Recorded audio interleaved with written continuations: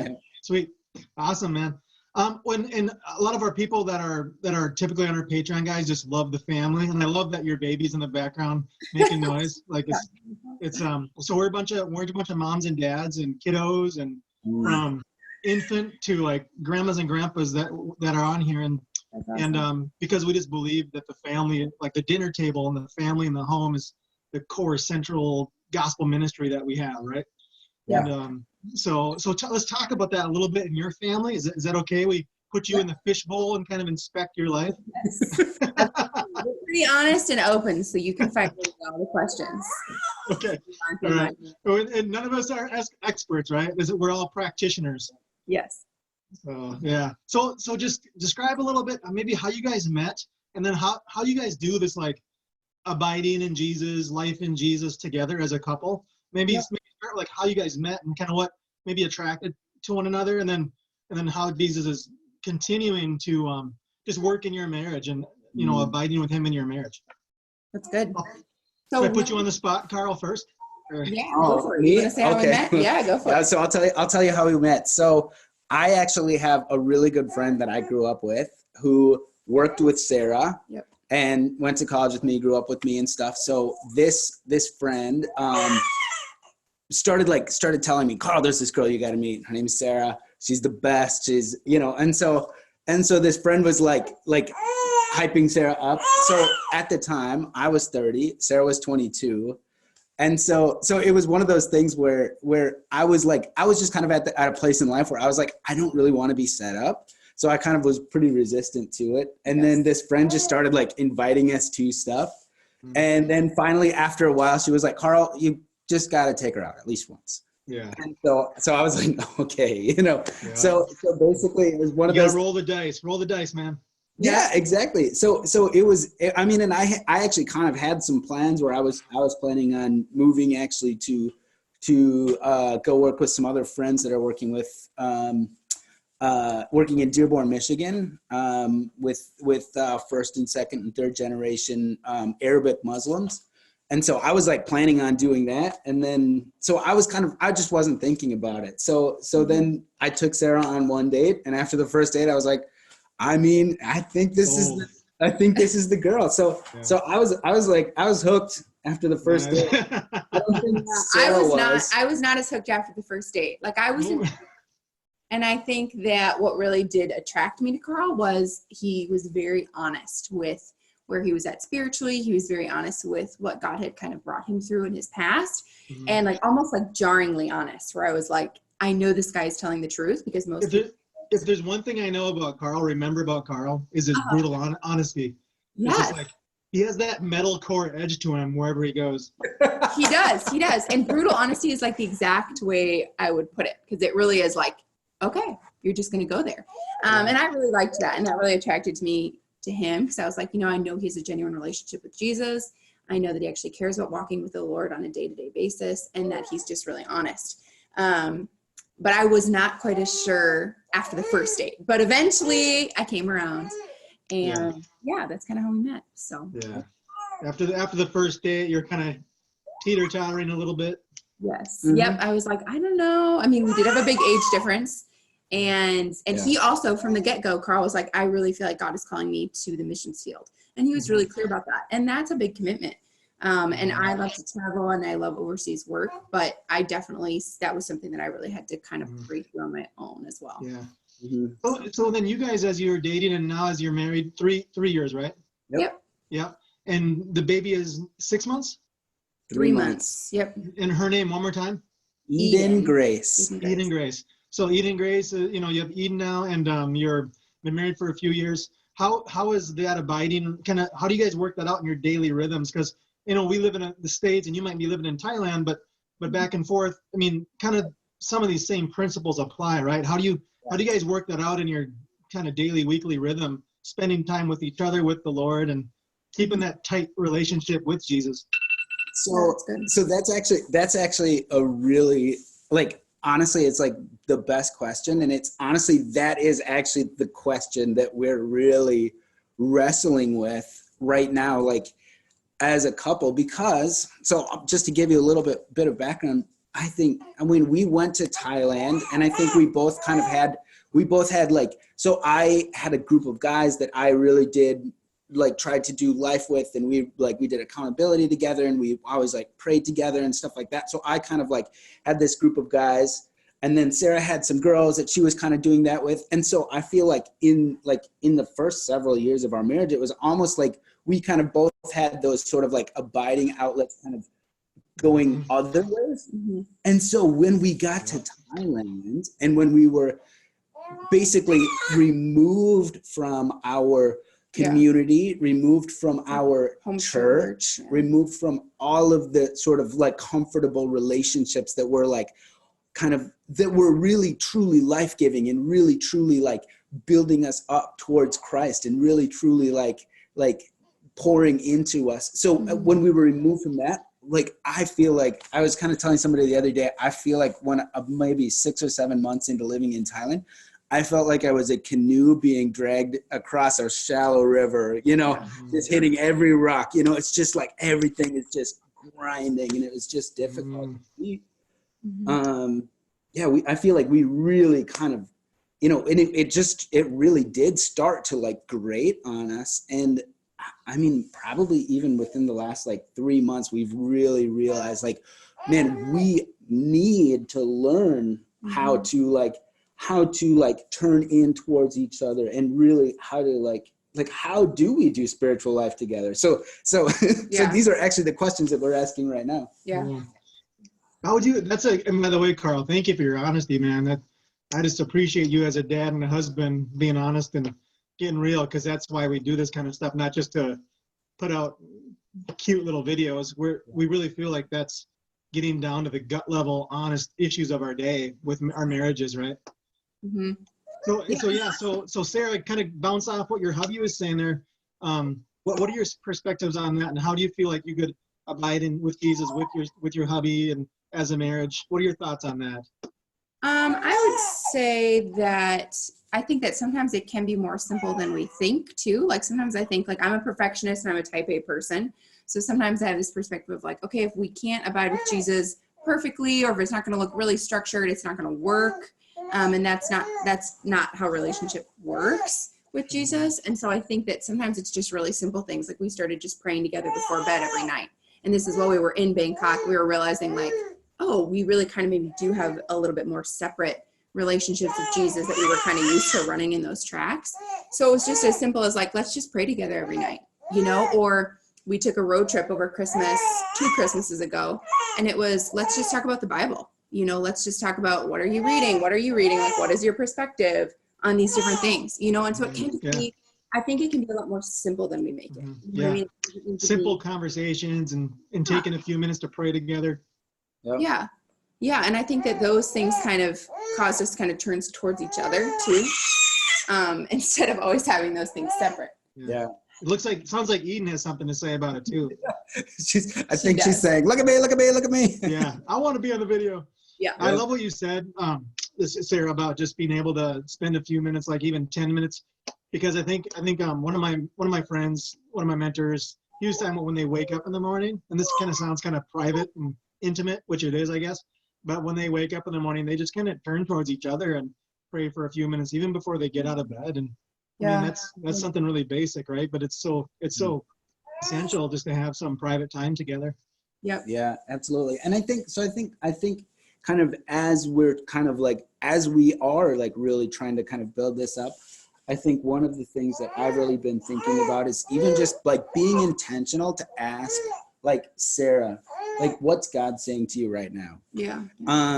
And sometimes to even remind myself, like, you know, one of the things that I'm trying to do is, you know, when I pick Eden up, like, I try to, like, somebody taught me this thing called a breath prayer. And it's just like a simple sentence that comes out in a breath. And so it's like, one of them is like, Jesus, what are you saying right now? And to use, like, when I see my daughter, I think one of the biggest things that I'm like really struck with right now in this kind of season of life is, you know, I feel like, you know, it really was, you know, I was really like fighting for faith, you know, for a little while in Thailand. And I really came back to this thing of this, like, just this idea of like creation and like the immense complexity of creation. And so I look at my daughter, who is, a tiny little human, and every single bit of her has come, from me and from her mother, and her nutrition comes from her mother, and all of her life has like come out of Sarah and myself, and just like the amazing beauty of that. And so like Eden is a miracle. Like humans are like, we're so amazing. So I'm trying to like use that as like to say, Lord Jesus, what are you saying right now? Like to look at this miracle and say like, God, what are you saying? Love that. You call that a breath prayer? Is that what you said there, Karl? A breath prayer. Love that. And then another one that I'm trying to, so one of my like biggest struggles in life is anger, like sometimes like something will come up and like there's this piece of me that naturally goes to anger. That's my brokenness. And so to in that moment then to say, like, my breath prayer in that moment is to say, Lord Jesus Christ, have mercy on me. To like remind myself of who is God and like what is my place, and to say like use that as kind of a release. So should be like breathing, right? Just minute by minute, just soaking in his presence, because he's with us at all times, right? Absolutely. You guys, as you're overseas in Thailand, and I know you've spent a short time, but you're hoping to go back long term.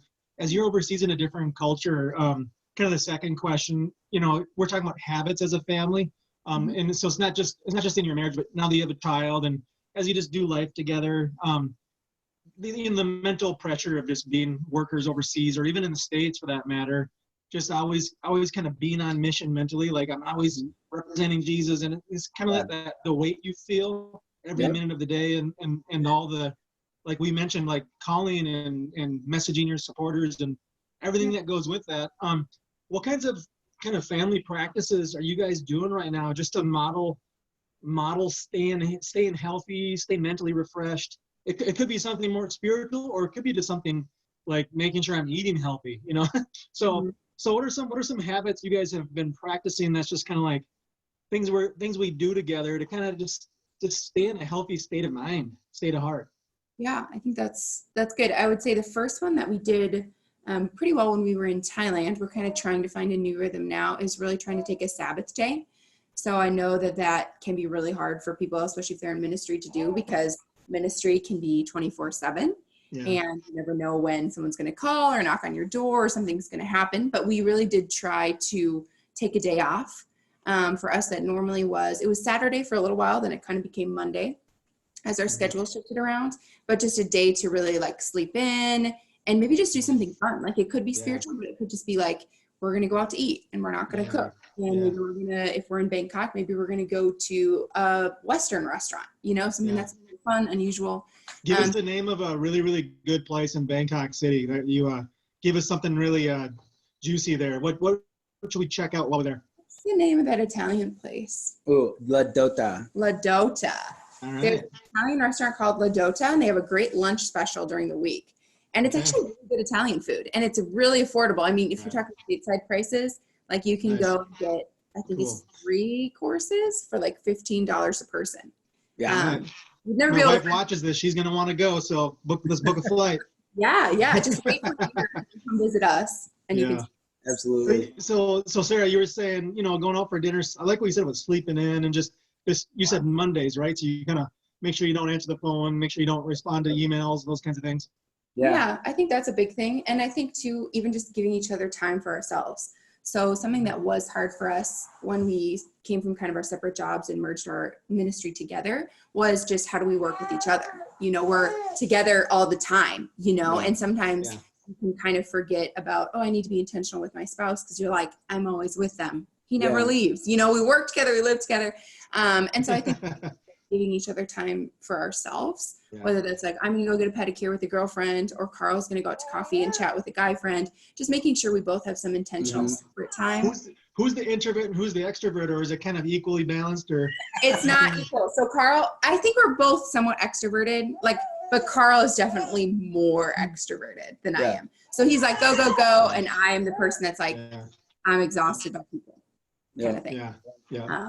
So lock the doors on Mondays. And then also like Carl has a hard time not inviting people over for dinner, things like that. Yes. Mm-hmm. Yes. Yep. Carl's a connector. So usually what that would look like for us would be Sarah stays home. Yes. And does something quiet. Yes. And then I go out and do something. And we do nice. We spend like half of our day that way. And then we'd like come together. And I think that's like another thing too, is like, especially because we're working together and because like so much of what we do is like tied together and is like dependent on each other, to also really be intentional. Like one of the things that we're like really trying to work on is to be intentional about, you know, we're not just Eden's parents, we're not just missionaries together, but like to like say like we're like lovers, like we like love each other, and to be like really intentional about that, to like, because I think that's like, you know, Sarah told me maybe a few months ago, she was like, I almost feel like you're more of a teammate than a lover. And I'm like, oh, you know? And so that's like something that we're really trying to be intentional about too. So she's saying more Italian dinners. Yeah. Yeah. I say go out more. Yeah. But that's a great look into your marriage, guys. And again, thank you for that honesty. Like I feel like when I talk to other couples that are going to maybe a second or third culture that's not their own culture, like when my wife and I lived in Turkey, we felt some of the same. Like I feel kind of disconnected from you. So it's almost like we needed to ramp up the intimacy and the romance, and you know, like treating each other like lovers. Yeah, absolutely. Because I think too, when you get in survival mode, whether that's just going through a hard season or maybe it's a culture shift, you can kind of go into survival mode where you're like, what needs to get done? And you realize that you've been operating at kind of this hyper aware state for a really extended period of time. Mm-hmm. And I think that's when sometimes you can think like, oh, you know, we're just teammates, and kind of forget like, you know, we were married first, you know? Yeah. So. Yeah. That's great stuff. So one of the last questions we had here, kind of going off of what you just said, Sarah, about that kind of always getting things done, that hyper state of awareness and all that. As you guys are led, not just in Thailand, but even here in the States, when you're back and forth, to be a family on the mission of Jesus, we kind of use that lingo, like we're a family and we're just going to serve Jesus together as a family.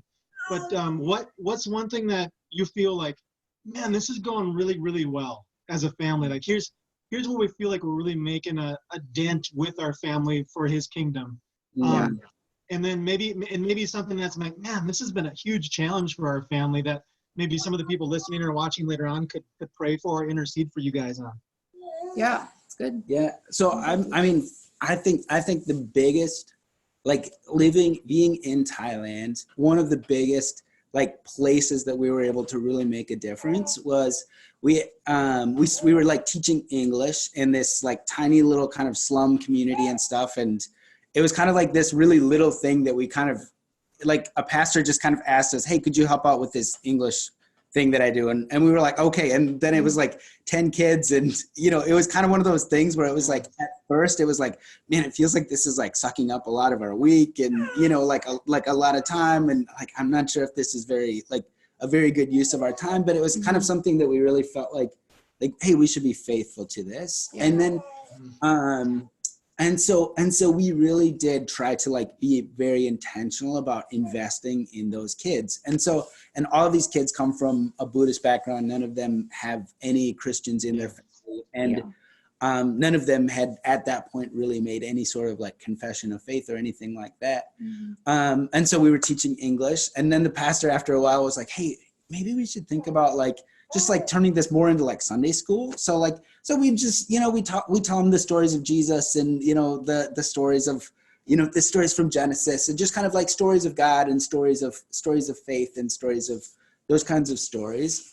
And then like we got a little bit further into the year and the pastor was like, you know what, like, why don't we just start like why don't we just like be more intentional about, instead of just like telling these stories, like, why don't we talk about like, what is this like really looking like? And so more of like the application of faith. Mm-hmm. And so we started telling them about like, teaching them about like, what's confession, and like what does it mean to be like created in the image of God? And some of these, and so these are like, it's a group of like 9, 10, and 11-year-olds. Yeah. We were just kind of like, you know, like, let's not just like tell them this story about Jesus, but let's like show them like, what is it to worship? Yeah. And what is it to pray? And what is it to like what is it to hear from God? And what is it? And so just kind of like trying to like say like, how do we play this out in, you know, like this works. And so like, how does this play out in real life? And so, and then like, man, maybe it was probably about 3 months ago that like I was actually doing a little lesson on confession. And so I was just talking about confession from 1 John 1, and just talking about how important it is to like, to show people like my sin, so that they can stand in the place of Christ and like, and love me and like pray for me. And so that we can have community and communion together with each other and with God. Right.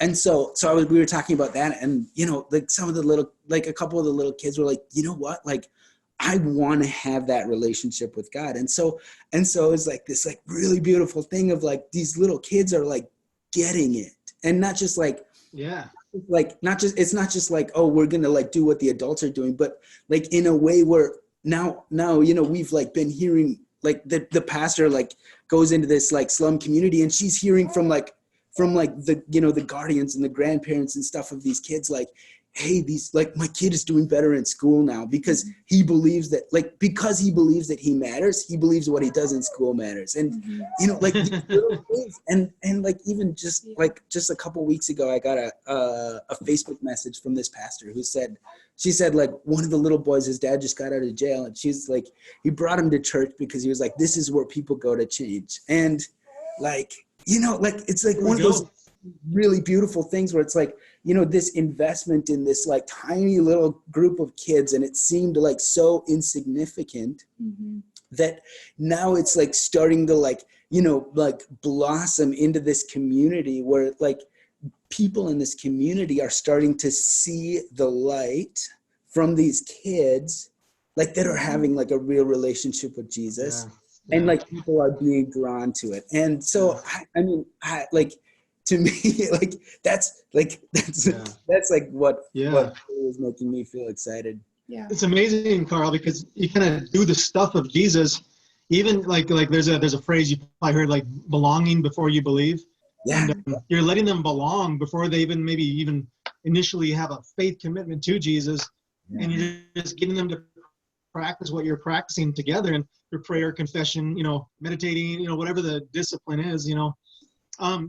It's amazing what those things result in. And Sarah, do you feel like as you're kind of contemplating things as a wife and a mom, and just how you do life together as a family? I know Karl shared his passion with those kiddos, but how would you what's your take on that last question? Like, what kinds of, maybe one of the challenges that you guys are currently facing as a family that we can be aware of, and just something that you really want to see the Lord kind of break through, or grow you in, or work on, or I don't know, just anything at all that's more of a challenge? Yeah. There are a lot of challenges. Let me think of which one I want to talk about. I think right now, just after having a baby, getting to be back in the States and getting to spend time with family, I think we really are realizing the cost of our decision to live and work overseas. Yeah. Just because we miss family, you know, we miss friends, and we have a really close home church that we love, and we really miss them.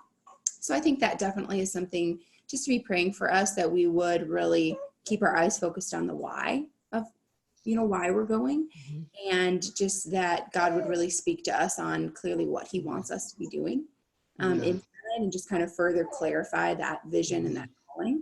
Because I do think that, you know, we really did miss family and friends in our first term, but now as we're looking at going back, especially with a baby, we're realizing that actually feels like more of a sacrifice, you know.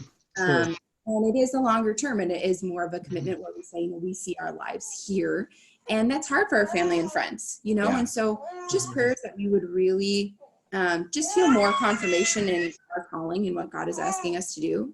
Yeah. And find joy in that, because there is a lot of joy and there is a lot of adventure in following Jesus to kind of crazy places. But there also is the sacrifice as well, you know, and so I think that we're more aware of that sacrifice now. Having a baby, I'm more aware of it, having a baby, and saying, okay, Lord, like we trust you that you're going to keep our family safe in Bangkok. We trust you with it. And safety might not look, it might look different. You know what I mean? But just kind of that prayer of like, okay, Lord, we trust your provision and we trust what you have for us. Even if maybe it's not safe, we do trust you. Yes.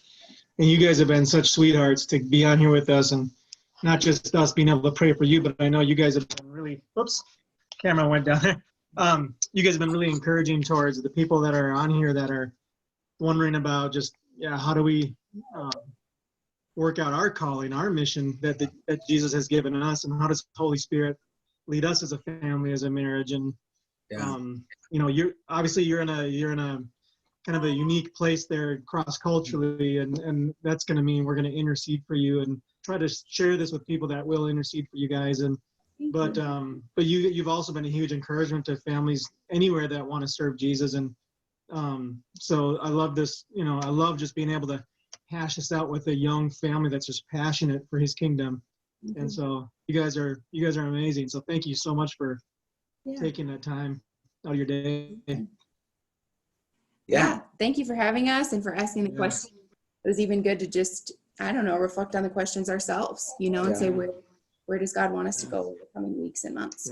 Yeah. So thank you. And let's stay connected. Now that we've reconnected, we'd love to be able to be just continual partners with you guys in any way that we can.